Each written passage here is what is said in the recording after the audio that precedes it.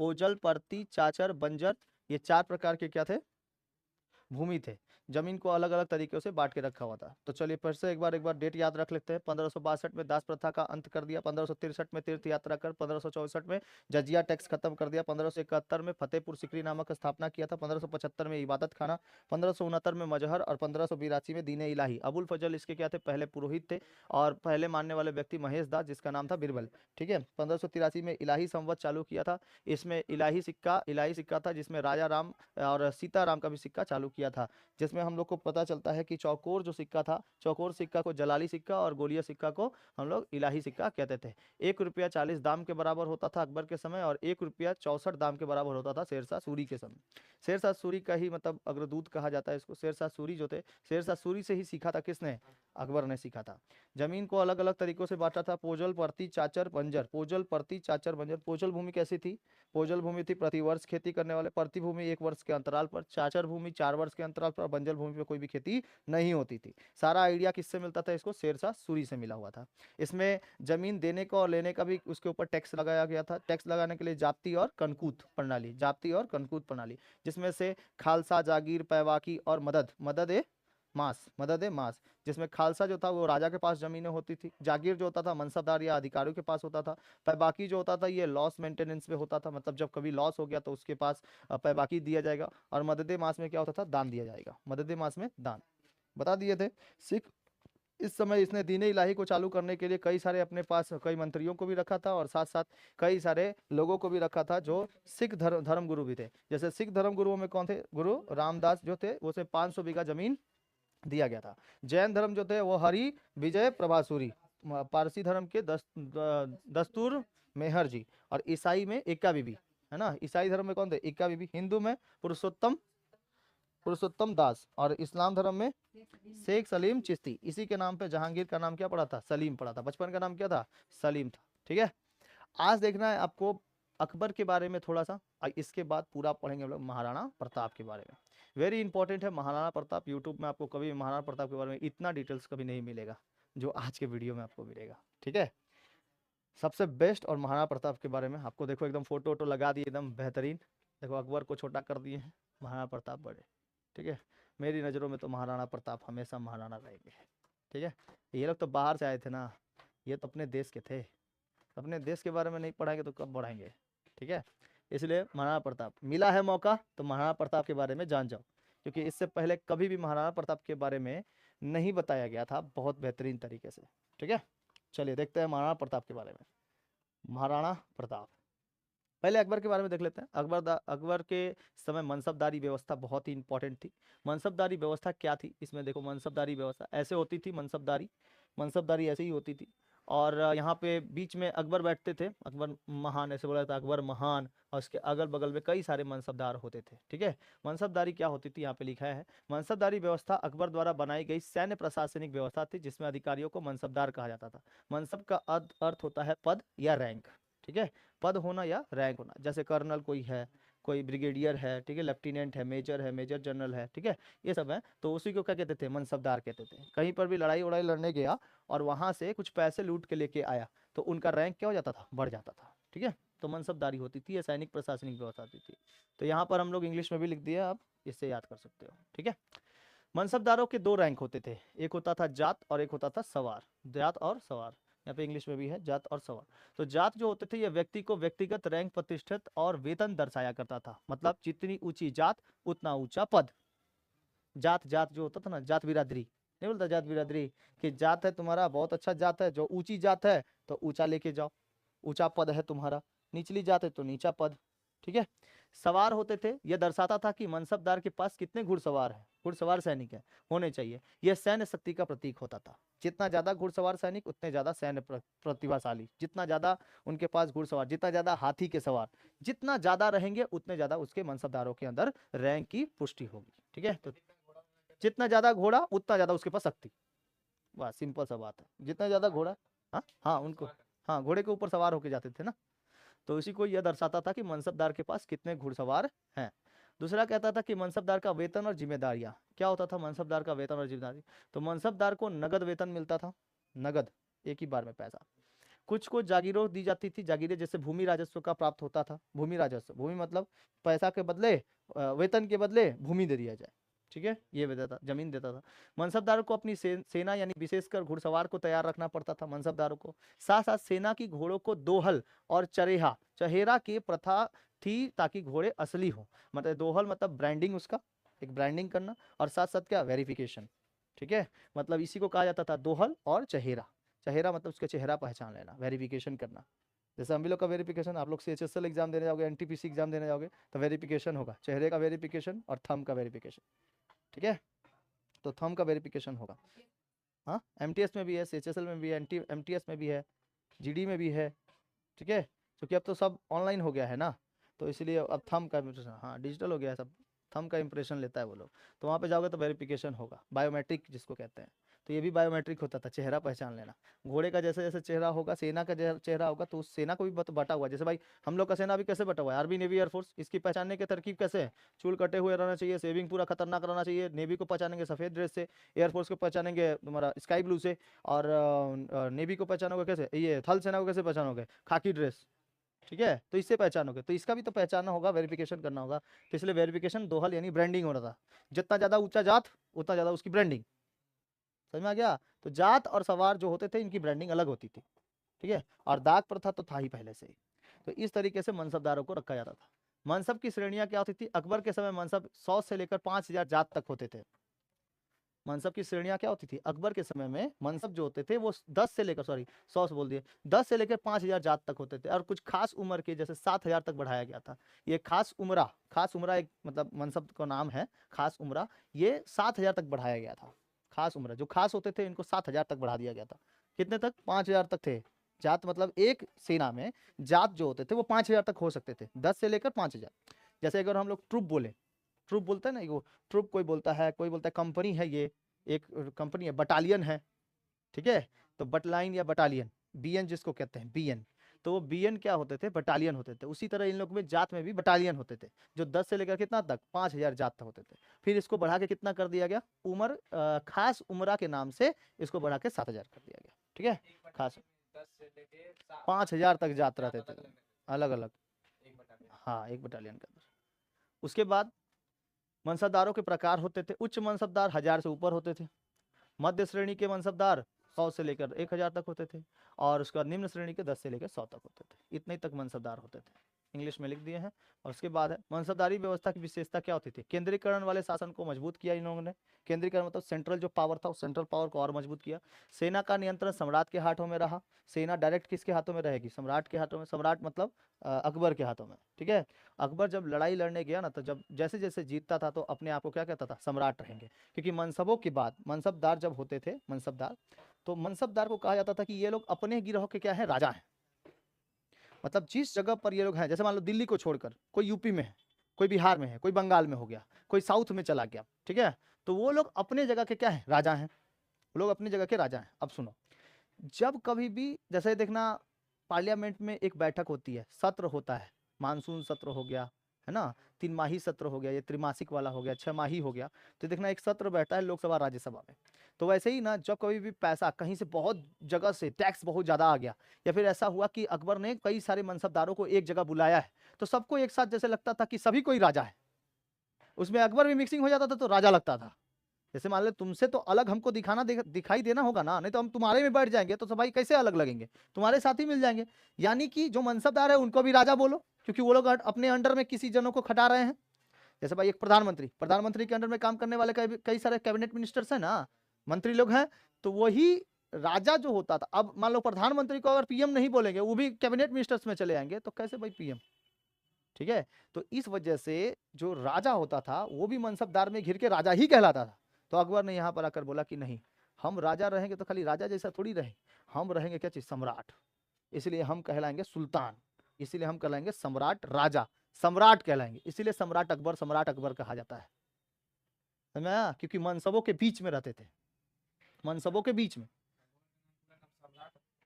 नहीं, जलालुद्दीन, जलालुद्दीन सम्राट अकबर ऐसे था। और बाद में जोड़ दिया गया, इतिहासकारों ने इसका नाम जोड़ दिया अकबर महान, ठीक है, अलग, द ग्रेट अकबर, ऐसे नाम जोड़ दिया गया।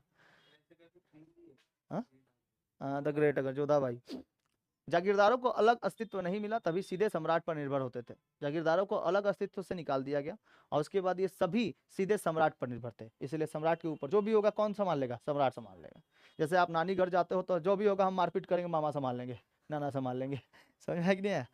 अधिकारियों में निष्ठा और अनुशासन बढ़ा इसके कारण। जब सम्राट जब चले आते थे, मान लो कि कोई सेना में अगर एक ही बार कोई ऐसा राजा आ गया, एक ही बार बोला और तुम्हारे होड़ मच गई कि भाई राजा आया हुआ है, ठीक है, सेना में कौन आ गया? राजा, तो एक वो अलग मोटिवेशन आ जाता है।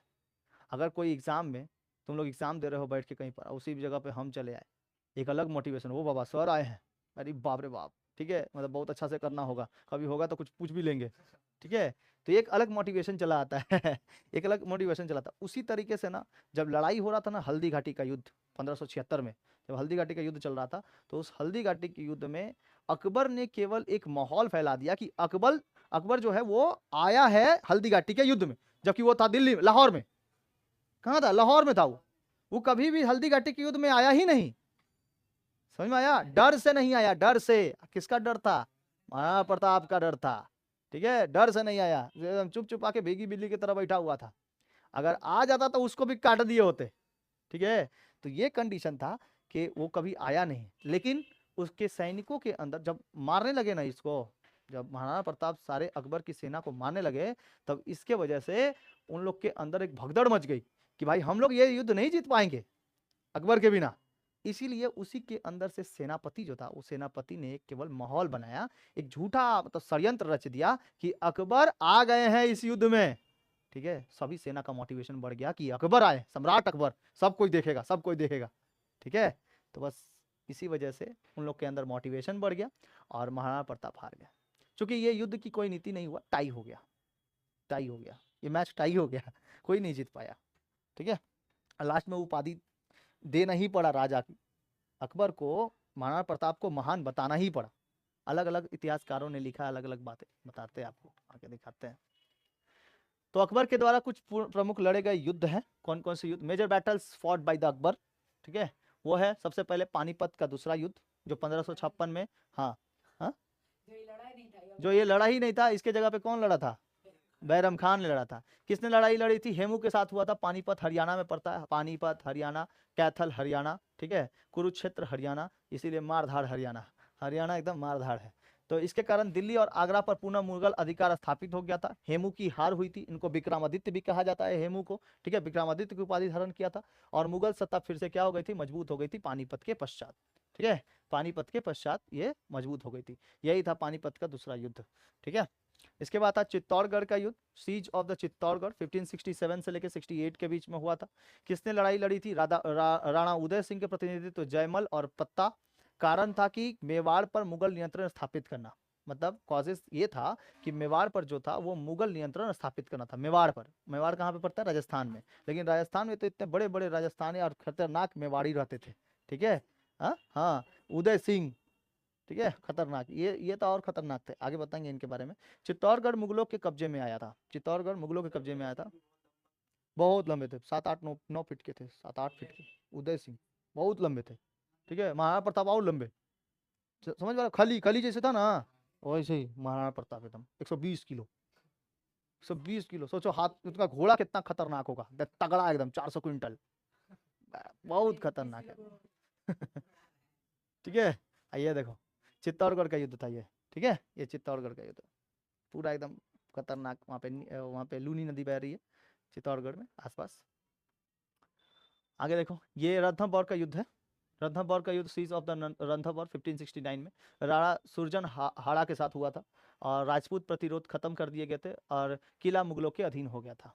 किला जो था वो मुगलों के अधीन। गुजरात अभियान हुआ था 1572 से लेकर 73 के बीच में। किसके खिलाफ हुआ था? गुजरात के सुल्तानों और अफरीदी तुर्की सरदारों के बीच में हुआ था और गुजरात में मुगल शासन स्थापन किया गया था। परिणाम हुआ था कि गुजरात में पूर्ण मुगल अधिकार बन गया था। मतलब ये अच्छे से लड़ नहीं पाए थे। अब मुगलों का कोई, अगर मान लो कि तुम्हारे सामने कोई आतंकवादी, 2 4 को आतंकवादी आ जाए ना, तो सब होश आवाज खत्म हो जाएगा, ठीक है। जो चिल्लाते हैं ना कैमरा के पीछे, बस वही रहते हैं, वो तो नहीं चिल्लाते हैं, ठीक है, कि मार देंगे ऐसे, हमारे पास कोनो आ जाएगा तो। भाई तुम्हारे पास एक रहेगा तुम्हारा .22 गन, हाँ, आप लोगों के पास AK-47, तुम जब तक लोड करने जाओ तब तक उड़ा देगा वो। हम लोग की ये जनता है, और हम लोग का ये मतलब कभी कभी ऐसा लगता है ना कि सरकार के ऊपर भी बहुत ज्यादा डाउट लग जाता है। एक पुलिस ऑफिसर्स के पास रिवॉल्वर होता है, 6 गोलियों की रिवॉल्वर, फिर भी वो चला नहीं सकता अपनी रक्षा के लिए, उसको ये देना पड़ेगा, क्या बोलते हैं, गोली का हाँ पूरा हिसाब देना पड़ेगा कि कहाँ तुमने गोली चलाई बेकार का। और वहीं आतंकवादी बेधड़ल्ले से एकदम क्या चलाते हैं, गोली चलाते हैं। उन लोग के पास AK-47 MMG, इतना खतरनाक खतरनाक गन्स, हम लोग के पास .22 लेके एगो कांस्टेबल को दे देता है, ले इसी से मार। हाँ, ये कहाँ की समानता हुई? समानता देना तो दोनों को दो, AK-47 दोनों को दो, नहीं आता है सिखाओ, ट्रेनिंग दो उन लोग को। किस बात की ट्रेनिंग है, पेट फुलाने की? हाँ, ट्रेनिंग दो ना ना, हम लोग ट्रेनिंग थोड़ी देंगे। तो जहां का अगर एकदम देखो वहां नक्सलवाद है इसीलिए देता है। हम लोग यहाँ पे देखो ना, अभी भी जाओ तो देखो, अभी भी कई सारे ऑफिसर्स हाथ में डंडा लिए ड्यूटी करते हैं। अभी मान लो भीड़ भाड़ इलाके में, जो अभी जगधरती पूजा हुआ, दुर्गा पूजा हुआ, इस भीड़ भाड़ इलाके में क्या मनसब से आएगा, वो कौन से मनसा से आएगा, अदर के उड़ा दिया तो? भाई अपने रक्षा के लिए तो कम से कम रखना पड़ेगा ना। आप पुलिस को रखे हो वो डंडा हाथ में देके, ठीक है, क्या चीज से भरे हो, सिविक वॉलंटियर से, पूरे को संभालने के लिए सिविक वॉलंटियर, वो लोग सबसे पहले दुम दबा के भागेगा। कसाब जब आया था ना, मुंबई में अटैक किया था 2008 में, नाम सुने थे कसाब, आमिर अब्दुल कसाब, का पता कहाँ रहता है। 2008 में ताज पर अटैक हुआ था। हाँ इसीलिए तो 2008 में जब आया था वो लोग, मुंबई CST में इतना खतरनाक मार मारा था कि वहां पे कांस्टेबल देख के डर रहे थे कि लोग आया तो आया कहाँ से, अब मार रहा है, हम लोग के पास उतनी बंदूकें नहीं है। एक लेडी कांस्टेबल थी, वो केवल जस्ट कॉक ही कर रही थी, तो वो जो बंदूक ना पहले कॉक करना पड़ता है, कॉक को लॉक लोडिंग को कहते हैं कॉक, तो कॉक ही कर रही थी, तब तक वो आवाज सुन लिया, कॉकिंग का आवाज सुन लिया, ठीक है। मतलब सोचो इतना .22 जाम था कि वो आवाज कर रहा था, .22 का कॉकिंग सिस्टम आवाज कर रहा था, ठीक है। हाँ, बहुत दिन से चलाया नहीं था, कहाँ किसको मारे, ले बड़े उड़ा दिया उसको, ठीक है। ये होता है, .22 तुम्हारे पास था लेकिन कुछ यूज नहीं हुआ उसका ठीक है। अच्छा तुम लोग 1 साल के थे, 2 साल के थे, 26/11 फिल्म देख लेना, वैसे ही हुआ था। 26/11 यूट्यूब पे है। अभ्यास कहाँ से कराएगा, पेट लेके बैठल, पेट लेके बैठल। अच्छा बैरल भी तो सीधा रहना चाहिए, बैरल भी तो सीधा नहीं रहता है, जो बंदूक की बैरल होती है बैरल भी सीधा नहीं होता है। हम लोग खुद टेढ़ा टेढ़ा बैरल से सही सही निशाना लगाए हैं NCC में, हम भी लोग को .22 वगैरह दिया गया था, जो बंदूक का नाम था। नहीं शॉटगन नहीं था, वो डॉबमा करके रहता है, थोड़ा सा चिड़िया मारने वाला ये वो चिड़िया मारने वाला होता है, जो मेलवा में नहीं देखते हो, मेला में दुगो भर के उसके बाद, तो वो भी होता था पहले, हम लोग को .22 दिया गया था, फुल थ्रू वगैरह मार के उसको डिफाइन किया जाता था उसको बढ़िया से, बकवास होता था। बंगाल अभियान जो होता था ये 1574 में लेकर 76 तक हुआ। किसने बंगाल के अफगान करानी वंश को इसने खत्म किया? तुर्काई युद्ध हुआ, बैटल ऑफ तुर्काई 1575 में, और परिणाम बंगाल और बिहार मुगल साम्राज्य में शामिल हो गया, बंगाल और बिहार, नहीं तो बंगाल शामिल नहीं था, ठीक है, ये था।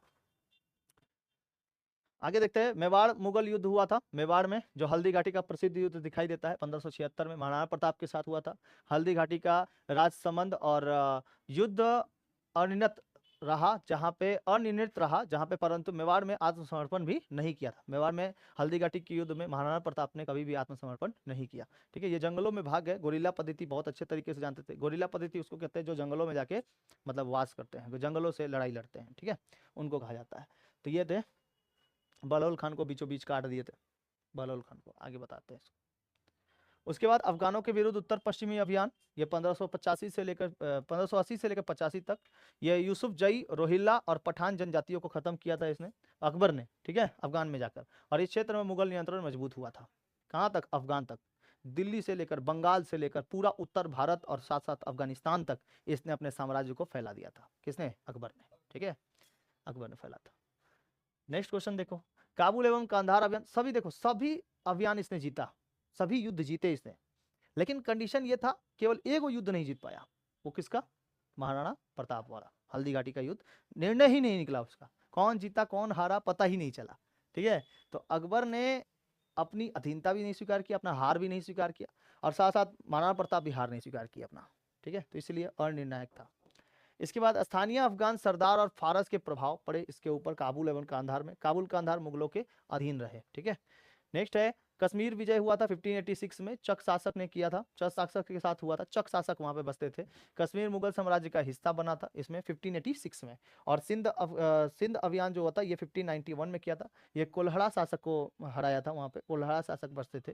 वैसे सिंधु मुगलों के नियंत्रित में आया था, सिंधु जो था वो मुगलों के नियंत्रित में आया था, सिंधु नदी का आसपास का क्षेत्र।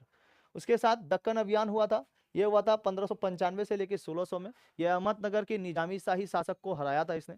और अहमदनगर का युद्ध 1595 बहुत इंपॉर्टेंट ये पूछता है, चांद बीबी का प्रतिरोध इन्होंने किया था। चांद बीबी ने इसका बहुत खतरनाक प्रतिरोध किया था। मतलब चांद बीबी के हाथ में तलवार वलवार लेके एकदम भाजी थी, एकदम बहुत बेहतरीन। अकबर ने पहली बार देखा था कि एक महिला भी ऐसे तलवार चला सकती है। ठीक है, दक्कन में मुगल प्रभाव बढ़ा था यहाँ पर, जब अहमदनगर के शासक हार गए थे तब, निजाम शाही हार गए थे तब। ठीक है, इसके बाद है अकबर के नवरत्न और उनकी भूमिका कुछ है। अब अकबर के नवरत्न, सबसे पहले आप सारांश देख लो कि पानीपत का दूसरा युद्ध 1556 सॉरी 1556 में पानीपत का दूसरा युद्ध। चित्तौड़गढ़ का युद्ध 1567 से लेकर 68 तक। रणथंभौर का 1569। गुजरात अभियान 1572-73। बंगाल अभियान तुर्काई युद्ध जिसको कहते हैं 1575 में। हल्दीघाटी युद्ध 1576। उत्तर पश्चिमी पठान युद्ध, ये नहीं मिला, उत्तरी पश्चिमी पठान युद्ध था, ये भी उसी के लगभग में था, 1577-78 के लगभग में। कश्मीर युद्ध 1586 और सिंधु युद्ध जो हुआ था ये 1591 और दक्कन युद्ध 1595 और 1600।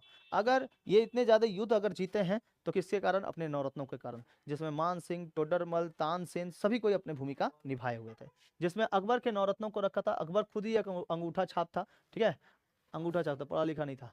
ठीक है, अकबर खुद ही अंगूठा छाप था, लेकिन उसकी रणनीति जो थी बहुत ही अच्छी चलती थी। रणनीति कहने का मतलब है जो नीतियां अपनाता था, नीति।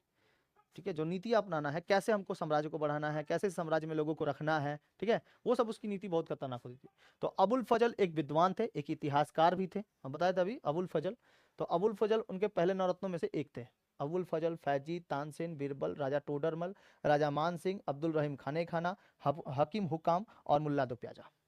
ठीक है, तो ये लोग सबसे मेन आदमी थे। अबुल फजल एक विद्वान थे जिन्होंने अकबरनामा और आईने अकबरी की रचना की। अकबरनामा में पूरा लिखा हुआ है अकबर के बारे में, जिन्होंने किसने रचना की? अबुल फजल ने रचना की है। फैजी एक कवि और विद्वान और सम्राट अकबर के बच्चों के शिक्षक थे। ठीक है, जिन्हें बाद में नवरत्नों में शामिल किया गया था। कौन? फैजी। तानसेन एक महान शास्त्रीय संगीतकार थे। देखो, जब आप राजा हो तो आपके आसपास सभी लोगों को रखना पड़ेगा, एक संगीतकार, एक सलाहकार, एक युद्ध नीति ये करने वाला, एक पढ़ाने वाला, एक विद्वान रखना पड़ेगा, सबको रखना पड़ेगा। तो इसने सबको रखा था इस नवरत्नों में से। तो तानसेन कहाँ पे? रबाबा, वो यूट्यूब पे ये पे सर्च माना ना, ये पे एक हाँ ये होता था, मंजीरा टाइप का होता था, मंजीरा मंजीरा मंजीरा टाइप का होता था, टन टन टन करके, पहले वही तो बजते थे। सर हमारे सर ठीक है, बोले थे जो तानसेन थे वो मतलब म्यूजिक बजाकर मतलब ईटा को गला देते थे, ईटा को नहीं, कांच को ये कर देते थे। फोड़ देते हाँ, फोड़ देते थे। ये एक कहावत है जस्ट, बहुत कितना तक सच्चाई है इतिहासकारों भी नहीं जान पाए।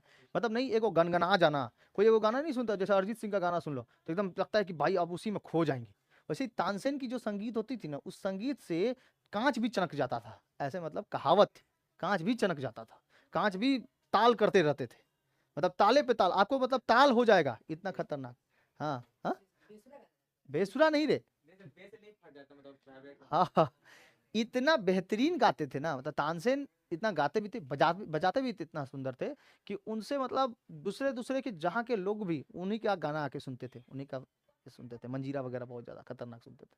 तो ऐसा कहा जाता था कि भाई उनके जब गाना बजाते थे तो पानी भी उछल ताल करते थे। ठीक है, जितने भी जानवर हैं, सब लोग हैं, वो जो वहाँ पे आदमी लोग हैं, वो लोग सब भी, सब के सब कुछ ना कुछ उनके प्रतिक्रिया को, उनके जो कला थी उस कला की सराहना करते थे। ठीक है, इतना खतरनाक था, मतलब दे गनगना जाता था ऐसे बातों को, उनके गानों को सुनकर। संगीत बहुत ही अच्छा होता था उनका। बीरबल अपनी बुद्धिमत्ता, हास्य, ये महेश दास हैं, हास्य के लिए जाने जाते हैं और अकबर के सबसे भरोसेमंद सलाहकारों में से एक थे। अकबर बीरबल की खिचड़ी का नाम सुने होंगे, अकबर बीरबल खिचड़ी खिचड़ी पकाते थे, ऐसा कुछ बात नहीं है, खिचड़ी उचड़ी पकाते थे, इतिहासकारों ने लिख दिया है बस खिचड़ी पकाते थे। बाद में आकर पता चला कि नहीं, ऐसा कोई बात नहीं। सलाहकारों में इसलिए शामिल हो गए थे क्योंकि एक बार सम्राट अकबर अकबर ने अपने दरबार में बहुत सारे लोगों को रखा था, मतलब बहुत सारे लोगों को आया था, वो लोग तुलादान व्यवस्था भी चालू किए थे कि एक तरफ अकबर बैठेंगे और एक तरफ सोना चांदी से लादा जाएगा उनको और तुलादान व्यवस्था चालू की जाएगी। तो वो दान भी बहुत ज़्यादा देता था अकबर, ठीक है, दान भी बहुत ज़्यादा देते। तो कंडीशन ये होता था कि जब दान देने लगे ना, चालू करने लगे, तो जब भी कोई उनके दरबार में जाता था तो 3-4 को सैनिक सबसे पहले प्रहरीदार के रूप में राजा के घर के सामने रहते थे। प्रहरी नहीं होता है सिक्योरिटी लोग, वैसे सिक्योरिटी रहते थे। तो एक बार बीरबल भी गए, लाइन में जाके लग के गए थे, बीरबल भी गए अकबर के समय, अकबर के समक्ष गए। तो अकबर पहले बीरबल से एक बार मिल चुके थे, क्योंकि बीरबल की कहानी बहुत बार सुना गया था कि वो बहुत ही ज़्यादा चालाक हैं, वो अपने मन से कुछ भी मतलब बहुत ही अच्छा सबके सलाह बहुत अच्छा देते हैं। तो अकबर ने सबको बुलवाया था, मतलब जो गांव-गांव में जा जाके ना सबको बुलाया था कि हम आपको दान देंगे, आप आइए यहाँ पर, ठीक है, हमको दान दिया जाएगा। तो सभी को लाइन बाय लाइन बुलाया जा रहा था। तो जो लाइन में चले जा रहे थे, उस समय सैनिक लोग कुछ ना कुछ लेता था उन लोगों से कि हमको पहले पैसा दीजिए, घूस दीजिए, उसके बाद तुमको जाने देंगे अकबर से मिलने के लिए, ऐसा होता था। तो इसलिए जब जब लाइन बना के जाता, वो सैनिक लोग जो होते थे वो लोग सब के सब पैसा लेके छोड़ते थे। इसी तरह जब बारी आई किसकी, बीरबल की, वो भी जब गए कि अंदर गए तो बोले कि अरे बादशाह अकबर खुद मुझको जो जानते हैं, मुझसे उनका भेंट हुआ है, तब एक साथ मिलाप हुआ है। अब राजा से, पीएम मोदी से तो आपका डायरेक्ट भेंट नहीं ना हो पाएगा, कभी ना कभी ऐसा हुआ कि भाई तुम बहुत अच्छा काम किए तो तुम्हारे साथ उसका भेंट हो गया। तो बीरबल का नाम उस समय बाजार में बहुत ज़्यादा नियंत्रित में था, इसलिए उनको भी बुलाया गया था। तो बीरबल लाइन बाई लाइन जा रहे थे, सैनिक आया, सैनिक बोला कि ओए पहले दो, पहले पैसा दो, उसके बाद जाने देंगे। बोला देखिए मेरे पास राजा की अंगूठी है, मैं उनसे मिला हूँ, उन्होंने अंगूठी मेरे बुद्धिमत्ता के नाम पर मुझको दिया था, मेरी बुद्धि बहुत ज्यादा चालाक है इसलिए मुझको दिया था। बोला झूठ बोलता है, तुम्हारा कब भेंट हो गया उनसे? कौन बोल रहा है? सैनिक बोल रहा है बीरबल से कि तुम्हारा कब भेंट हो गया, हम लोग भेंट नहीं कर पाते हैं बादशाह से, और तुम बोलते हो कि तुम भेंट करके आए हो। तो बोलता है कि देखो उनका अंगूठी है, तो उनका अंगूठी भी लेके छीन के लेके रख लेता है ये सैनिक लोग।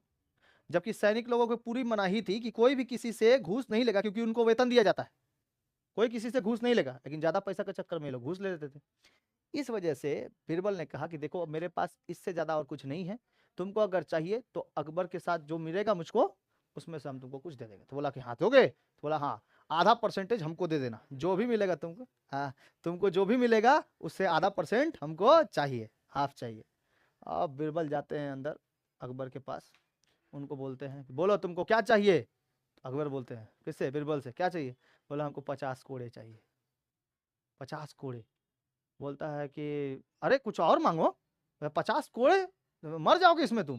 बोलता नहीं नहीं हमको 50 कोड़े ही चाहिए। तो बोलता है कि ठीक है तुमको दिया जाएगा, लेकिन इसके पीछे की कुछ मकसद क्या बात है, तुम 50 कोड़े मांग रहे हो, सब यहाँ पे हीरे जवाहरात अशरफिया मांगता है, तुम कोड़े मांग रहे हो।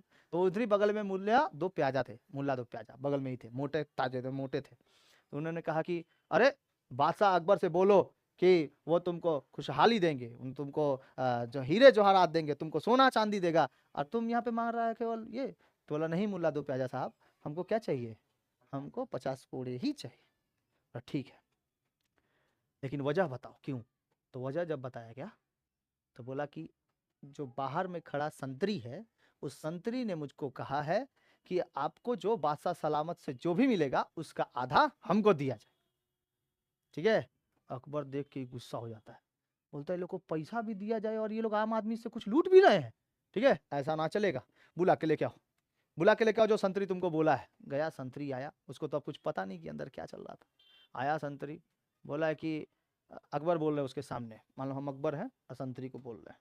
संतरी, सुने हैं आपने बाजार नियंत्रण बहुत ही अच्छा किया है। बोला हाँ हाँ महाराज, हाँ एकदम एकदम ठीक है, और आपका नाम बहुत विख्यात हो रहा है, ये महापुरुष भी आपका नाम की चर्चा कर रहे हैं, बहुत ही अच्छा काम कर रहे हैं आप। तो ये हम फैसला किए हैं कि आपको मतलब इनको जो दिया जाए, इन्होंने मांग किया है कि इनको जो भी मिले उसमें से आधा नहीं पूरा का पूरा तुमको दिया जाए। बोला महाराज बाप रे बाप, हाँ हाँ हम ऐसे ही काम करते हैं, मतलब बहुत अच्छा काम करते हैं, ठीक है। अब उसको बोला, बोला कि ठीक है महाराज हम पूरा ले लेंगे। कौन?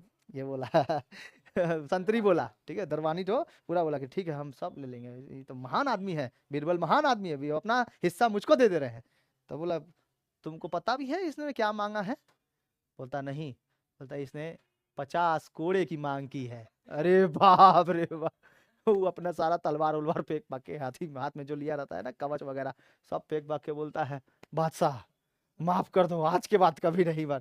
बोला इसको लेके जाया जाए, 25 के बदले 50 कोड़े से इनका स्वागत किया जाए। ठीक है, बहुत अच्छा काम की है, ले जाओ।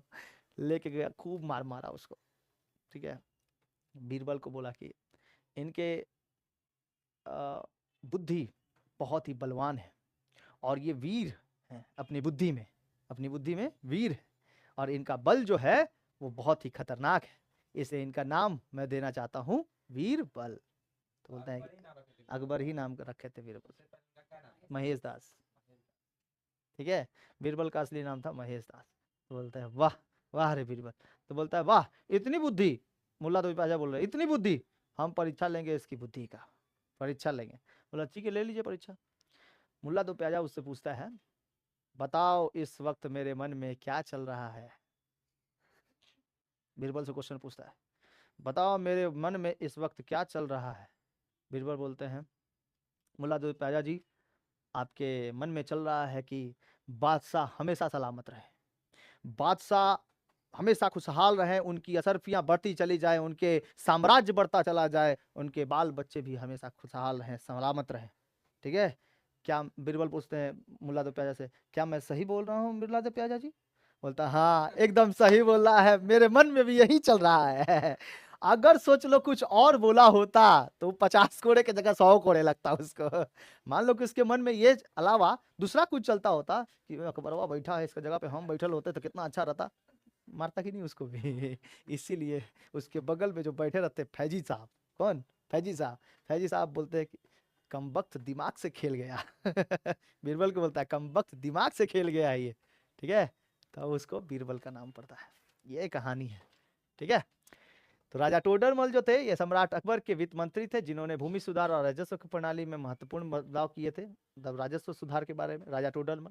राजा मान सिंह आमेर के राजपूत राजा थे जो अकबर के सबसे वफादार सेनापतियों में से एक थे। ये सेनापति थे कौन, राजा मान सिंह। अब्दुल रहीम खाने खाना एक कवि और विद्वान थे जो अपने दोहे से प्रसिद्ध किया हुआ था। अब्दुल रहीम खाने खाना दोहे बहुत अच्छे तरीके से जानते थे। अब्दुल रहीम खाने खाना जो थे, अब्दुल रहीम खाने खाना जो थे ये, हाँ हाँ बैरम खान के चेले थे।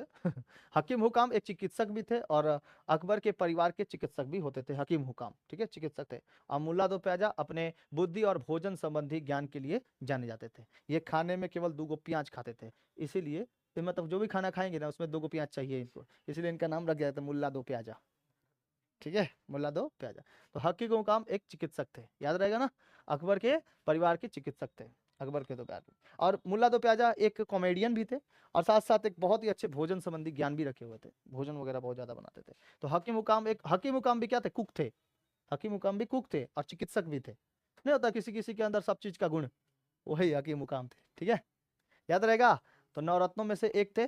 पहले 3 को याद कर लीजिए, मान सिंह तानसेन बीरबल। मान सिंह तानसेन बीरबल। तो मान सिंह जो थे वो क्या थे, मान सिंह, राजा मान सिंह ये थे तुम्हारे सेनापति थे, अकबर के सेनापति, सबसे भरोसेमंद सेनापति। ठीक है, तानसेन संगीत से रिलेटेड थे, बीरबल साहित्यकार से, साहित्यकार साथ साथ क्या चीज, बुद्धिमत्ता में सबसे ज्यादा आगे थे बीरबल।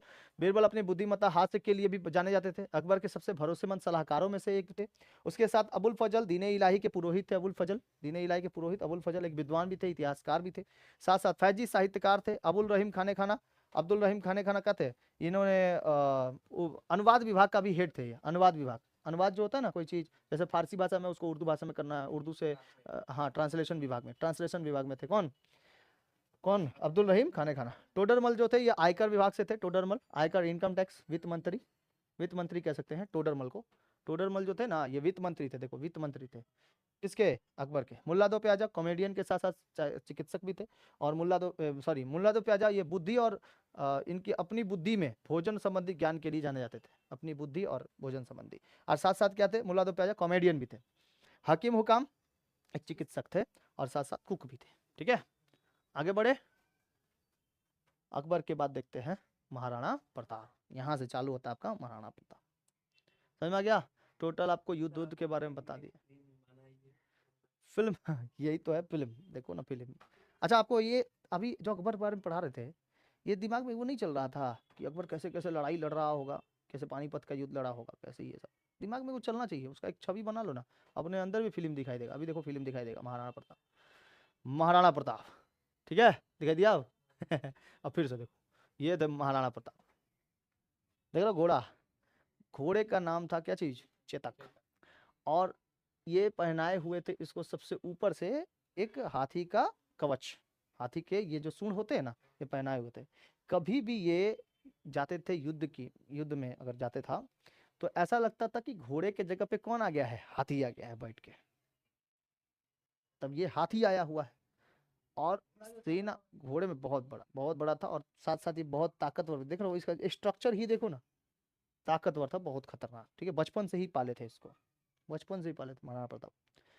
तो महाराणा प्रताप के पास ये घोड़ा चेतक जो था वो सबसे बहुत ही बेहतरीन तरीके से लड़ाई लड़ता था। कहीं पर भी जाता था इसको ये वाला पहना दो तो हाथी जैसे मौजूद होती थी, क्योंकि सेना में अगर हाथी घुस गया ना तो सबसे ऊपर वाली जाति का पता चलता था, जात इसका बहुत ऊपर है, तभी तो हाथी पे बैठा है। और सम्राट लोग किस पे बैठते थे, हाथी पे बैठते थे। लेकिन इनके पास घोड़े बहुत ज्यादा थे, हाथियों की संख्या कम थी।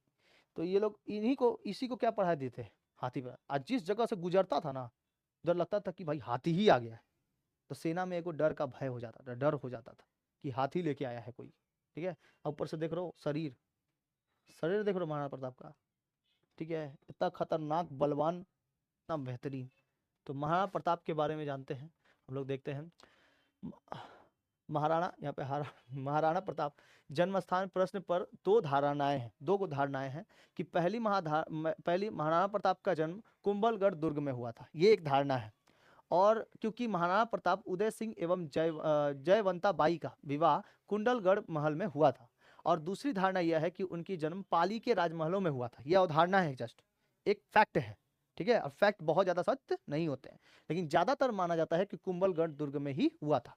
कुंभलगढ़ दुर्ग ऐसा दिखता है, ठीक है, ऐसा दिखता है दुर्ग। दुर्ग का मतलब किला, दुर्ग का मतलब ये क्या होता है, किला, फोर्ट के जिसको कहते हैं फोर्ट। तो कुंभलगढ़ फोर्ट में हुआ था।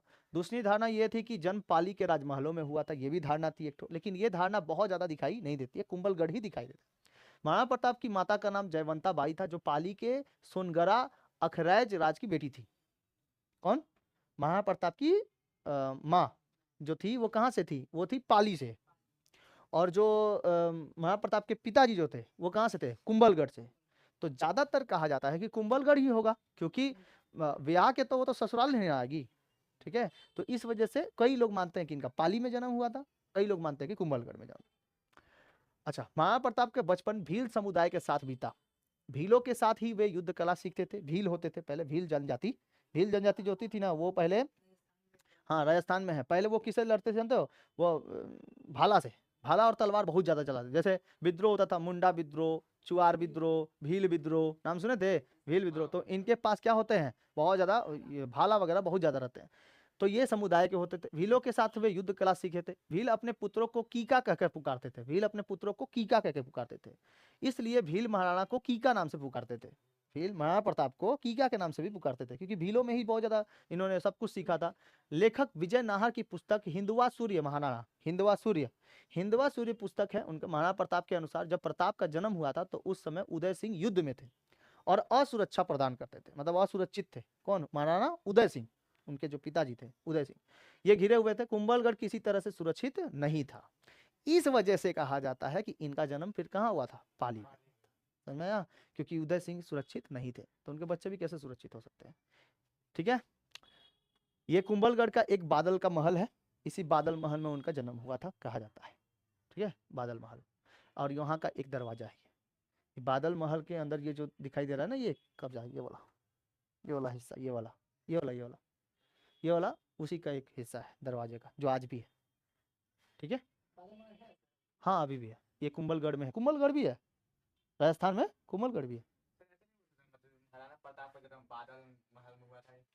हाँ देखो, ये हम जस्ट लिख दिए कि आपके यूपीएससी पीएससी में जब आप मेंस लिखने बैठोगे ना, तब पूरा दो को धारणाएं लिख दोगे तो बहुत बेहतरीन हो जाएगा। रिटर्न में ये, ठीक है, डिटेल्स अगर पढ़ना होगा तो हम डिटेल्स अभी ना पढ़ा रहे हैं आपको, मतलब ऐसा थोड़ी बता रहे कि ऊपर ऊपर बता के चल दिए महाराणा प्रताप। ठीक है, बहुत सारे टीचर्स क्या करेंगे, महाराणा प्रताप के बारे में पूरा नहीं पढ़ाएंगे, वो अकबर के बारे में पूरा पढ़ा देते। तो हम सोचे हैं कि इस बार अकबर के साथ साथ महाराणा प्रताप को भी एक साथ जोड़ के पढ़ा दें। ठीक है, तो महाराणा प्रताप भी कंप्लीट हो जाएगा हम लोग का। तो ये समझ में आ गया, ये तो बादल महल तो एक घर का नाम है, तो घरवा का नाम थोड़ी पूछता है कोई। कुंभलगढ़ किस किला? कुंभलगढ़ में था। हाँ ठीक है, वही राजस्थान में ही है। चित्तौड़, कुंभलगढ़, ठीक है, ये सब कोई कहाँ है? राजस्थान में ही तो है, पाली सब राजस्थान में। आगे ये दरवाजा है। डॉक्टर हुकम सिंह भाटी के पुस्तक सोनगरा सांचोरा चौहान का इतिहास 1987 में इतिहासकार मुतवा नरहसी के पुस्तक ख्यात मारवाड़ रा परगना में विगत सी स्पष्ट की गई है कि पाली की सुखिया ठाकुर अखरेज सोनगरा के कन्या जयवंता बाई ने वी सन मतलब 19 इतने शताब्दी में, हाँ ईस्वी में 1597 ज्येष्ठ सुदी 3 रविवार को सूर्योदय से 47 घड़ी 13 पल गए एक ऐसे द्विपान बालक को जन्म दिया। धन्य है पाली की यह धारा जिसमें प्रताप जैसे रतन को जन्म दिया। यह 47 घड़ी 13 पल 13 पहल, ये सब क्या है? एक समय दिया गया है, उस समय के अनुसार बताया गया है, ये समय दिया गया है, ठीक है। तो इस पे ज्यादा ध्यान मत दो, ये बहुत सारे डॉक्टरों ने और बहुत सारे इतिहासकारों ने इस तरीके से लिखा है, ठीक है। तो कहा जाता है, देखो इसमें भी क्या नाम आ रहा है? पाली में नाम आ रहा है। कहाँ पर? हाँ कहाँ गया, ये रहा पाली की यह धरा में, धरा मतलब ये धरती पर जन्म हुआ था किसका? इस रत्न का जन्म का हुआ था, महाराणा प्रताप का। तो ये देखो राणा सांगा और रानी कर्णवती, राणा सांगा और रानी कर्णवती के बेटे का नाम क्या था? उदय सिंह, ठीक है। और राजा सोनगरा चौहान और राय भा कि इसका बेटी का नाम क्या था? जयवंता बाई। तो जयवंता बाई और उदय सिंह के बेटे कौन थे? महाराणा प्रताप। जहां से जयवंता बाई पाली से थी और उदय सिंह थे कुंभलगढ़ से। समझ में आया? कुंभलगढ़ से। लेकिन कुंभलगढ़ सुरक्षित नहीं था उस समय, युद्ध में बहुत ज्यादा निपुण था, इसीलिए माना जाता है कि इनका जन्म पाली में हुआ था। समझ में आ गया? अब समझ में आया कि राणा सांगा और रानी कर्णावती, यही राणा सांगा खतरनाक युद्ध में लड़े थे, ठीक है, राणा सांगा। तो राणा सांगा और रानी कर्णावती, इनका जन्म, इनसे मतलब जन्म हुआ था उदय सिंह का, और उदय सिंह से महाराणा प्रताप। तो महाराणा प्रताप के बेटे का नाम, ये उदय सिंह के बेटे का नाम महाराणा प्रताप और जयवंता बाई, ठीक है। हाँ शादी किए थे 11 गो, 11 गो। छोड़ो, सब पे ध्यान नहीं देना है। राणा उदय सिंह के दूसरी यानी धीराबाई जैसे, जिसे राज्य के इतिहास में रानी भटियारिन के नाम से जाना जाता है। देखो राणा उदय सिंह की भी दूसरी पत्नी थी, दूसरी रानी धीराबाई, जिसे राज्य के इतिहास में रानी भटियारिन के नाम से जाना जाता है। यह अपने पुत्र कुंवर जगमाल को मेवाड़ का उत्तराधिकारी बनाना चाहती थी। वेरी इंपॉर्टेंट लाइन, ये मेवाड़ को अपना उत्तराधिकारी बनाना चाहती थी। कौन बनाना चाहती थी? इनकी दूसरी पत्नी धीराबाई। प्रताप के उत्तराधिकारी होने पर इनके विरोध स्वरूप जगमाल देखो, जगमाल जो है वो अकबर के खेमे में चला जाता है उनसे मदद लेने के लिए, अकबर से। तभी तो 1576 में युद्ध तो होता है, ठीक है। अब सोचो कि धीराबाई राणा उदय सिंह के बारे में पूरा जानती होंगी, राणा उदय सिंह के बेटे महाराणा प्रताप के बारे में पूरा जानती होंगी, कहां कहां पे कितना ज्यादा सैनिक बसा हुआ है, कितना नहीं बसा हुआ, उसके बारे में भी जानती होंगी पूरा। इस वजह से महाराणा ये धीराबाई अपने बेटे कुंवर जगमाल को कहां बैठाना चाहती थी? मेवाड़ की गद्दी पर बैठाना चाहती थी। इस वजह से अकबर के खेमे जब नहीं बैठ पाता है, राणा उदय सिंह तो बैठा देते हैं किसको? महाराणा प्रताप को। राणा ये कुंवर जगमाल को नहीं बैठा पाती हैं। इस वजह से ये जगमाल चल जाता है अकबर के खेमे में, यानी कि अकबर के महल में, अकबर के महल में चला जाता है। अब इसके बाद महाराणा प्रताप का प्रथम राज्याभिषेक 28 फरवरी 1572 को हो जाता है। ये अभी भी उधर पे है, खेमे में ही। 1572 में गोंगुदा में हुआ था, लेकिन विधि विधात्मक रूप राणा प्रताप का द्वितीय राज्याभिषेक 1572 में ही माना जाता है और कुंभलगढ़ दुर्ग में हुआ। ये यहाँ पर नहीं हो पाया, यहाँ पर जस्ट बोल दिया गया था। देखो ये जब गया था ना तो पता चल गया था कि जगमाल कहाँ पे गया हुआ है? अकबर के पास चला गया है। इसलिए सबसे पहले यहाँ का राजा घोषित किया जाए, पहले राणा प्रताप को, ठीक है, राणा प्रताप को क्या किया जाए? राजा घोषित किया जाए। और इसके वजह से वहां पे राजा घोषित हो गए, तो सभी कोई को पता चल गया कि भाई अब के बाद हमारा राजा कौन है? मेवाड़ का राणा प्रताप है। लेकिन एक विधि अनुसार मतलब पंडित को बुलाकर बहुत सारे लोगों को खाना वाना खिला के एकदम बढ़िया से, तब उसके बाद कहाँ पर हुआ था? कुंभलगढ़ में हुआ था उनका राज्याभिषेक। बिना राज्याभिषेक के राजा नहीं कोई को माना जाता है, ठीक है। राज्याभिषेक हुआ। दूसरा अभिषेक में जोधपुर का राठौर शासक राव चंद्रसेन भी उपस्थित थे। यहाँ पर दूसरे जो थे वो राठौर शासक थे, राव चंद्रसेन, ये भी उपस्थित थे इनके राज्याभिषेक में, दूसरे राज्याभिषेक में, ठीक है। महाराणा प्रताप के शासन काल में सबसे रोचक तथ्य यह है कि मुगल सम्राट अकबर बिना युद्ध के प्रताप को अपने अधीन लाना चाहते थे। बिना युद्ध के महाराणा प्रताप को अधीन लेकर आना चाहते थे। इसलिए अकबर ने प्रताप को समझाने के लिए 4 राजदूत नियुक्त किए। अकबर ने महाराणा प्रताप को समझाने के लिए कि तुम हमारी युद्ध नीतियों में हमारे साथ मिल जाओ, ठीक है। जिसमें सर्वप्रथम सितंबर 1572 ईस्वी में जलाल खां प्रताप के खेमे में गया, प्रताप के खेमे में, ठीक है। जैसे नहीं कोई भाई युद्ध हम तुम्हारे साथ करना नहीं चाहते हैं, तुम आओ हमारे साथ क्या हो जाओ, मिल जाओ, हम तुम्हारे साथ युद्ध नहीं करना चाहते। तो इनको भेजा गया, 4 दूतों को भेजा। किसने? अकबर ने 4 दूतों को, उसमें से पहला दूत को भेजा जलाल खां प्रताप के खेमे में भेजा गया। इस क्रम में मानसिंह आए 1573 में। 1573 में देखो, 1572 में जलाल खान को भेजा, इससे नहीं माने, बोले जाओ हम लड़ेंगे जो भी होगा, लेकिन तुम्हारा अधीनता स्वीकार नहीं करेंगे, तुम्हारे अंडर में हम काम करेंगे। महाराणा प्रताप बोले तुम्हारे अकबर के अंतर में निकल जाओ, नहीं तो मार के काट दिया जाएगा, यहीं पर निकल जाओ। उसके बाद क्रम में मानसिंह 1573 में, भगवान दास सितंबर 1573, राजा टोडरमल भी आए थे, जो उनके नौरत्नों में से एक राजा टोडरमल भी 1573 में प्रताप को समझाने के लिए पहुंचे, लेकिन राणा प्रताप ने चारों को निराश किया और इस तरह राणा प्रताप ने मुगलों की अधीनता स्वीकार करने से मना कर दिया और परिणाम स्वरूप हल्दी घाटी का ऐतिहासिक युद्ध हुआ। समझ में आया? ये था महाराणा प्रताप। चारों के चारों आए 1573 में ही, हमसे नहीं मानोगे, हमसे नहीं मान, किसी से नहीं मानेंगे, युद्ध होगा तो होगा, लेकिन अधीनता तुम्हारी स्वीकार नहीं करेंगे। और चूंकि अकबर ने कहा था कि तुम हमारे में मिल जाओ, तुम्हारे में मिल जाओ, बस एक काम करना होगा। क्या चीज? तुमको एक काम करना होगा कि बस खुतबा पढ़वाएंगे और आपको बता रहे हैं, खुतबा पढ़वाएंगे और आपको अल्लाह के पनाह में लेके जाएंगे। मतलब समझ में आया? समझ में आ रहा है? तो इस वजह से कहा जाएगा कि तुम्हारा खुतबा पढ़वाया जाएगा, तुम्हारा मतलब कि नहवाया हुआ जाएगा आपको, और आपको बस इस्लाम धर्म कबूल करवाना जाएगा, ठीक है, तुमको उसमें लाया जाएगा। समझ में आया?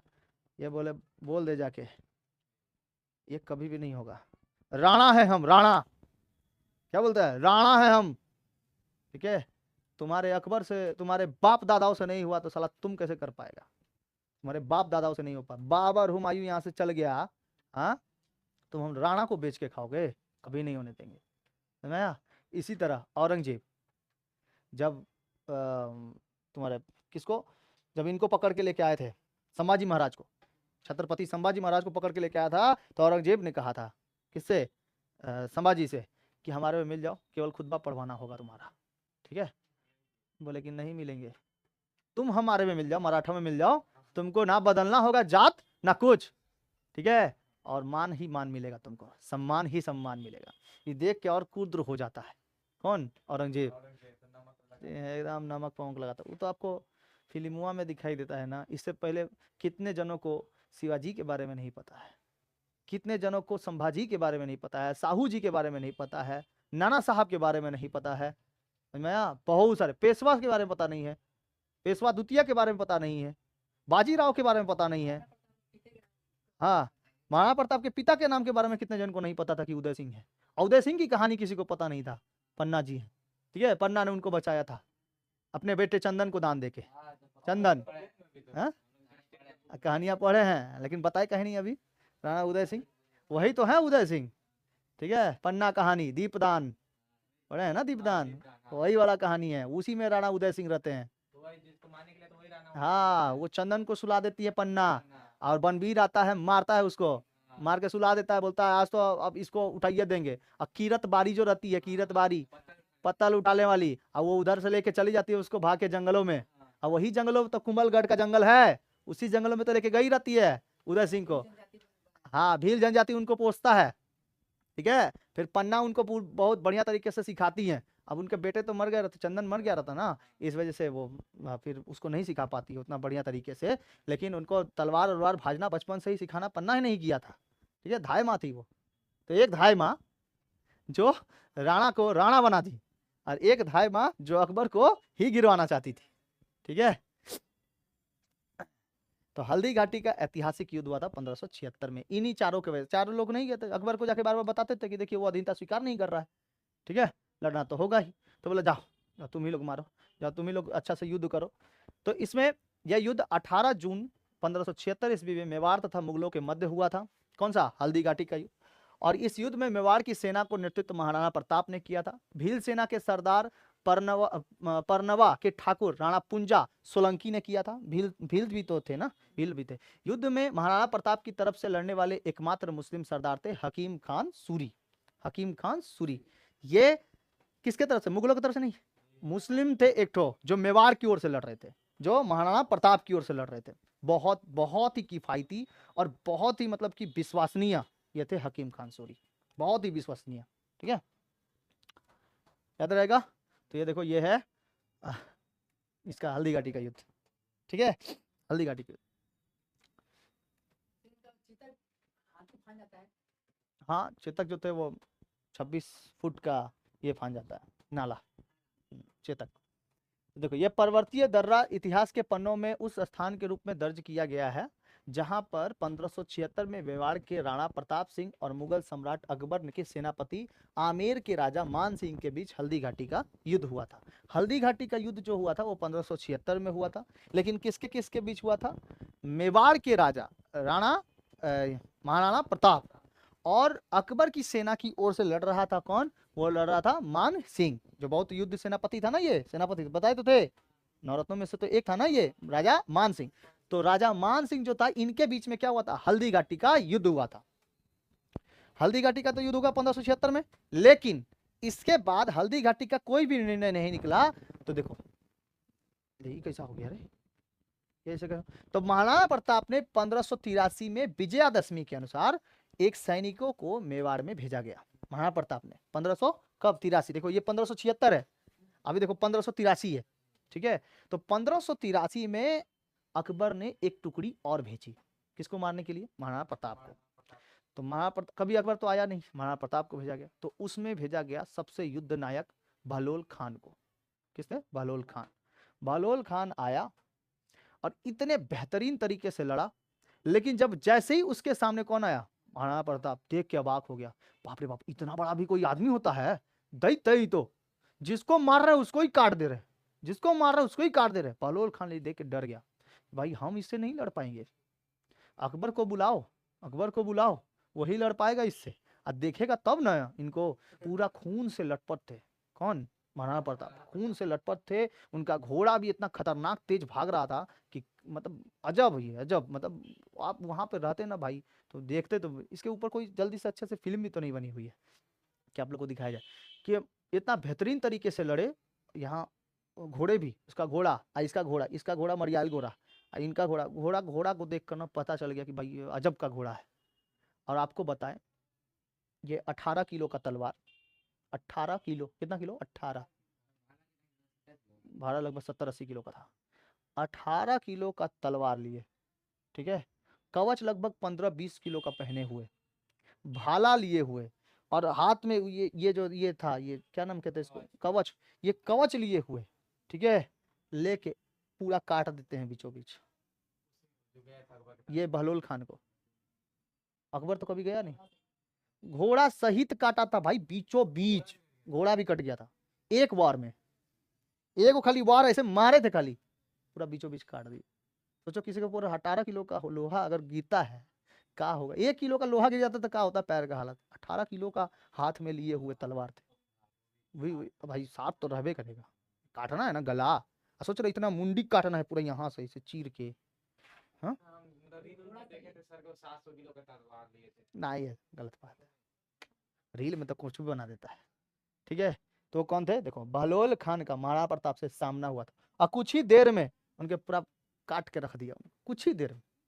ठीक है, यहाँ पे थोड़ा सा इधर उधर हो गया है, लेकिन ये तुमको इसमें मिल जाएगा ठीक से, जो नोट्स है ना, नोट्स में मिल जाएगा। तो यही कहानी जो अभी बताई, ये कहानी लिखी हुई है इसने। समझ में आ गया? कुछ देर में मार दिया इसको। बहलोल खान, बहलोल खान देखते रहे, ये बस हाथे उठाया ही था कि मारने के लिए, तब तक ये चलाइए देते हैं। महाराणा प्रताप तक तो चलाइए देते हैं, काट देते हैं बीचों बीच। उससे बच्चों कितना खतरनाक दृश्य हुआ होगा, एकदम डाउन हो जाता है। देख रहे हो, ये लोग आंखें फड़ी की फड़ी रह गई है। ये लोग को देखो, अगल बगल के जितने भी सैनिक थे, ये लोग डर गया था कि ये इंसान है तो है कौन। पता चला कि महाराणा प्रताप यही है। इसके बाद मारने के बाद इनका घोड़ा, अब सब कोई तो इनको मारने के तरकीब में लग गया। इनका घोड़ा शाम तक हो जाता है, शाम तक युद्ध शांत हो जाता है, क्योंकि शाम के बाद कोई भी लड़ता नहीं था, 5 बजे के बाद कोई नहीं लड़ पाएगा। ऑफिशियल टाइम पे लड़ा जाता था, 10 बजे से चालू 5 बजे तक खत्म ऑफिशियल टाइमिंग होती थी। तो अब इसके बाद क्या किए, लेके भाग गया इसको, इनको लेके भाग गया कौन, चेतक लेके भाग गया जंगलों में। ठीक है, और जंगलों में जाने के बाद पूरा वो वहीं पे रहे, भीलों से मिले, भीलों के वो दुख दर्द अपना जो भी था, जो मरे हुए थे उन लोग को पूरा अंतिम दाह किया पूरा, ठीक है, अंतिम संस्कार किए। उसके बाद जाकर फिर लड़ाई हुई, ठीक है, नेक्स्ट डे फिर लड़ाई हुई। अब इसके बाद पता चल गया कि रात के समय में कौन आया था, अकबर आया था, और ये मुगलों की सेना में एक भीड़ मच गई कि अकबर आया हुआ है, अब हम लोग युद्ध जीत जाएंगे, बस यही मोटिवेशन बढ़ा दिया गया। नहीं तो बहलोल खान के जो काटने की वजह से जो दिखाई दिया था इन लोग के दिमाग में, वो लोग फिर लड़ने के लिए युद्ध में नहीं था। बस इसी समय भागते भागते इनकी चेतक का, हाँ हाँ जो आया उसके बाद आके चेतक जो थे ये अब निकल गए और 26 फीट का नाला कूद के भागे, और उसी समय इनका पैर टूट गया चेतक का। हाँ, घोड़ा का पैर टूट गया। 26 फीट का जो नाला था ना, वो टूटे हुए, मतलब युद्ध में बहुत ज्यादा चोट लगा था इसको, चेतक को ना बहुत ज्यादा चोट लगा था, पैर भी कट गया था। कटे हुए पैर से लेके जाते हैं, फिर भी नाला कूदते हैं, और कूदते हुए ही उनका पैरवा टूट जाता है पूरा, मतलब क्या बोले आपको, अलग हो जाता है। उनका सामने का जो ये वाला हिस्सा रहता है ना, ये खुरवा टाइप का जो रहता है, ये वाला खुर, ये खुर ही पूरा टूट जाता है, अलग हो जाता है, जिसके वजह से चेतक की मृत्यु हो जाती है दर्द के कारण, हल्दी घाटी के युद्ध में। ठीक है, चेतक नहीं, हल्दी घाटी की नहीं, इसमें युद्ध में, इसके बाद हल्दी घाटी के युद्ध 76 में, तभी ना इसको घोड़ा सहित काट दिए, 83 वाला में, 83 के बाद ही।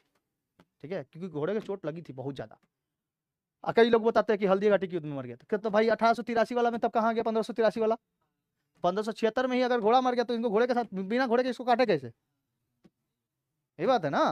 तो फिर सब इतिहास अपना अपना जगह पे है भाई। ठीक है, जो मन तो जहाँ पे तहाँ पे आके नहीं पढ़ा सकते आप। 1576 बोले तो 1577 के हल्दी घाटी के युद्ध में युद्ध निर्णायक ही नहीं हुआ कुछ, वो तो जंगल में चले गए, अकबर चला गया इधर। ठीक है, अकबर उस समय सोच रहा था कि बंगाल पे कब्जा करेंगे, लेकिन जब देखा कि भाई यहाँ पे इतना खतरनाक सब बसा हुआ है, इतना खतरनाक युद्ध लड़ रहा है, ठीक है, और अकबर देखना चाहता था महाराणा प्रताप को, कभी नहीं देख पाया, कभी नहीं देख पाया। ठीक है, तो आएगा तुम युद्ध में तब ना देख पाएगा, तुमको तो डर लगा है कि बहलोल खान को जब काटा ना, रातों रात खबर पहुंच गया अकबर के पास कि सम्राट बहलोल खान मारा गया। और जानते हो कैसे मारा गया, बीचों बीच काट दिए धर के। बोला क्या, अकबर बोल रहा है क्या इतना बड़ा बात तुम अभी मेरे को बता रहे हो, इतना रात को, जब कटा उसी समय क्यों नहीं बताया, जाने में भी तो टाइम लगेगा मेवाड़ से दिल्ली तक। ठीक है, आपको हम बताए, वो अपनी राजधानी लाहौर लेके भाग गया अकबर, हाँ राजधानी लाहौर लेके भाग गया था, राजधानी अकबर, इनके डर से कि कहीं ये दिल्ली में ना चला है, हमको भी काट देगा बीचों बीच, ये था, लाहौर लेके चला गया था, फतेहपुर सिकरी से लाहौर। महाराणा प्रताप के अकबर के सेनापति का ये हाल किया था महाराणा प्रताप, मतलब बहुत खतरनाक मार मारे थे। ठीक है, 1579 85 तक पूर्वी उत्तर प्रदेश, बंगाल, बिहार और गुजरात में मुगल अधिकृत हो गए थे। इसके बाद यहाँ से और उसके बाद महाराणा प्रताप उनके राज्य के सुख सुविधा के जुट गए थे, परंतु दुर्भाग्यवश उनके 11 वर्ष के बाद 19 जनवरी 1597 में एक नई राजधानी चांडो में उनकी मृत्यु हो गई। किनकी, महाराणा प्रताप की। ठीक है, 1585 में मतलब अकबर अंत ये करता है, मेवाड़ पर अलग हुआ, और मेवाड़ अलग होता है और अकबर ग्रहण कर लेता है 1585 में। अकबर तो मेवाड़ पे पूरा कर ही लेता है शासन। ठीक है, युद्ध जीत ही जाता है बाद में, लेकिन इसके बाद महाराणा प्रताप की भी क्या हो जाती है, मृत्यु हो जाती है, और अकबर की मृत्यु 1605 में होती है, अकबर की मृत्यु 1605 में हो जाती है। ठीक है, ये पूरा हम लिख दिए उनके बारे में, कौन कौन सी लड़ाइयों को लड़े थे उन्होंने। देखो, इस बीच में एक कहानी है बहुत सुंदर, मृत्यु पर अकबर की प्रतिक्रिया थी। जब महाराणा प्रताप की मृत्यु हुई थी तो अकबर की क्या प्रतिक्रिया थी, सुनो। अकबर महाराणा प्रताप को सबसे बड़ा शत्रु था, अकबर महाराणा प्रताप का सबसे बड़ा शत्रु था, पर उनकी यह लड़ाई कोई व्यक्तिगत द्वेष या परिणाम नहीं था, बल्कि अपनी सिद्धांतों और मूल्यों की लड़ाई थी। महाराणा प्रताप की अपने सिद्धांतों का और मूल्यों की लड़ाई थी। एक वह था जो अपने क्रूर साम्राज्य का विस्तार करना चाहता था, जबकि एक तरफ महाराणा प्रताप थे जो अपनी भारत मातृभूमि की स्वाधीनता के लिए संघर्ष कर रहे थे। ये ना हुआ देशभक्त कि अकबर को बोलोगे तुम महान, अपने देश में पैदा होकर अपने देश के लिए ही लड़े और स्वाधीन हो गए। ये अकबर केवल मतलब वो क्रूर साम्राज्य का विस्तार करना चाहता था। देखो यहाँ पे लिखा है, ये क्रूर साम्राज्य का विस्तार करना चाहता था और ये अपनी मातृभूमि की स्वाधीनता के लिए लड़ रहे थे। फिर भी अकबर महान, महाराणा प्रताप को कुछ नहीं नहीं होने देंगे ऐसा। ठीक है, बताया जाएगा उनके बारे में भी इतिहास। महाराणा प्रताप की मृत्यु पर अकबर को बहुत ही दुख हुआ। देखो, महाराणा प्रताप की मृत्यु पर अकबर को दुख होता है क्योंकि हृदय से वे महाराणा प्रताप के गुणों का प्रशंसक थे, महाराणा प्रताप के गुणों का प्रशंसक था। और अकबर जानता था, देखो हम लिखे हैं, देखो कैसे, अकबर जानता था, थे नहीं, था, इज्जत क्या देना है, और थे किसको, महाराणा प्रताप को, वो थे। ठीक है, उसको था नहीं बोलना, एकदम नहीं, बाप रे बाप। महाप्रताप जैसे वीर कोई नहीं है। इस धरती पर यह समाचार सुनकर अकबर रहस्यमय तरीके से मौन हो गया और उसकी आंखों में आंसू आ गया। किसके, अकबर के आंखों में। तो सोचो, दुश्मन तो ऐसा बनाओ जो दोस्त से भी क्या हो, किफायती, दुश्मन ऐसे बनाओ। अकबर ने भले ही मराठा में महाराणा प्रताप को भले ही दुश्मनी के रूप से देखते थे, लेकिन मृत्यु के पश्चात उन्होंने बोला था कि ऐसा पृथ्वी पर फिर कोई जन्म नहीं लेगा जो हमारे साथ लड़ने के बाद भी कभी अपने शस्त्र को त्यागा नहीं। ऐसा कोई भी हिंदुस्तान की धरती पर पैदा नहीं होगा। ठीक है, ये अकबर ने कहा। महाराणा प्रताप के स्वर्गवासन के समय अकबर लाहौर में था और वहीं से उसे सूचना मिली। महाराणा प्रताप बोले ना, लाहौर में भाग गया था। और महाराणा प्रताप की मृत्यु हो गई थी। अकबर की उस समय की मनोदशा पर अकबर के दरबारी दुरसा आढ़ा ने, किसे, दुरसा आढ़ा ने राजस्थानी छंद में विवरण दिए। लिखा कुछ इस तरह, ठीक है, मतलब कि अकबर के दरबारी दुरसा आढ़ा, ये वहां पे एक दरबारी कवि थे जो किसमें लिखते थे, राजस्थानी भाषा में लिखते थे। तो राजस्थानी भाषा, मेवाड़ भाई राजस्थान, तो राजस्थानी भाषा में क्या लिखते हैं, देखो, असलेगो अनदाग पागलेगो अरनाही गो आडा गड़वाह जी को बहतो गुरवामी नवरोजे न गयो न गो अस्ता नौलंबी नौलली न गो झरखो हेठ जेठ दुनियार दलहरी गलहोत राणा जीती गयो दसन मुंद रसड़ा दसी सीका मुख भरिया नर नैर तो मृत साह प्रताप सी। अगर मरना है तो किसके तरफ मरो, प्रताप की तरफ। ठीक है, अपने सर को ऊंचा करके। ठीक है, सर कभी झुकाए नहीं, सर कट गए लेकिन झुकाए नहीं गए। और जीतना है तो किसके तरह, महाराणा प्रताप के तरह। कभी ना घबराए ना कभी भी। वो दुनिया में एक ऐसे जेठ थे, वो ऐसे हेठ थे जो झरोखे की तरह आए और झरोखे की तरह चले गए। ठीक है, ये इस कविता का ये बताया जाता है। ये थे महाराणा प्रताप। ठीक है ना, ये थी कहानी इनके बीच में। तो पूरा नाम पहचान महाराणा प्रताप के बारे में दे दिए हैं टोटली। ये चांडव है जहाँ पे उनकी मृत्यु हुई थी। ठीक है, उनका यह है। और मृत्यु हुआ था 9 मई 1520 में, कुंभलगढ़ में जन्म हुआ था। और 19 जनवरी 1597 में चांडव में उनकी 56 वर्ष की आयु में मृत्यु हो जाती है। ठीक है, सब इसके बारे में पूरा लिख दिए। जो अभी मतलब बड़ा करके था उसको छोटे छोटे करके युद्ध में दे दिए। मतलब कौन कौन से युद्ध लड़े थे। दियर और देवर का युद्ध 1582 में महाराणा प्रताप के मुगलों के पूरी तरह से पराजित कर दिया था महाराणा प्रताप ने। ये महाराणा प्रताप के द्वारा लड़े गए युद्ध है। आज से पहले जो पढ़ा रहे थे वो अकबर के द्वारा। तो गोर मंडी का युद्ध, रंभर का युद्ध और अरावली में गुरिल्ला युद्ध। ठीक है, ये सब लड़े थे उन्होंने, प्रताप ने। और प्रमुख विशेषता थी, दुश्मनों के सामने कभी भी सिर नहीं झुकाया, जंगलों में रहकर ही संघर्ष जारी रखा और जनता हित और सम्मान को सबसे ऊपर रखा। उनका घोड़ा चित्तौड़ चेतक आज भी वीरता के लिए याद किया जाता है। ठीक है, महाराणा प्रताप द्वारा लड़ी गई कुछ युद्ध थी। 1576 महाराणा प्रताप वर्सेस मुगल, 1577 हल्दी घाटी के युद्ध, सबसे मेन युद्ध था ये। ठीक है, इसके बाद महाराणा प्रताप के प्रशासनिक युद्ध भी थे कई सारे। बस इतना ही दूर तक है। मृत्यु हो जाती है 1597 में चांडव। ये वाला आप लोग पढ़ लीजिएगा थोड़ा।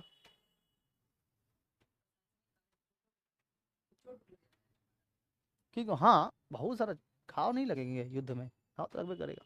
और एक सबसे बड़ी चोट थी आंतरिक चोट, जब उनका घोड़ा मर गया। ठीक है, घोड़ा तो पहले ना मर गया, वो तो आंतरिक चोट था। बाहर के चोटों को तो आप दिखा पाओगे, लेकिन आंतरिक चोट कैसे दिखाई देगा, दूसरों को नहीं दिखाई देता है, वो अपने ही अंदर में रह जाता है। ठीक है, डूब कर रह जाता है। इसीलिए समझ में आ गया। तो ये थे महाराणा प्रताप। जय हिंद, जय भारत।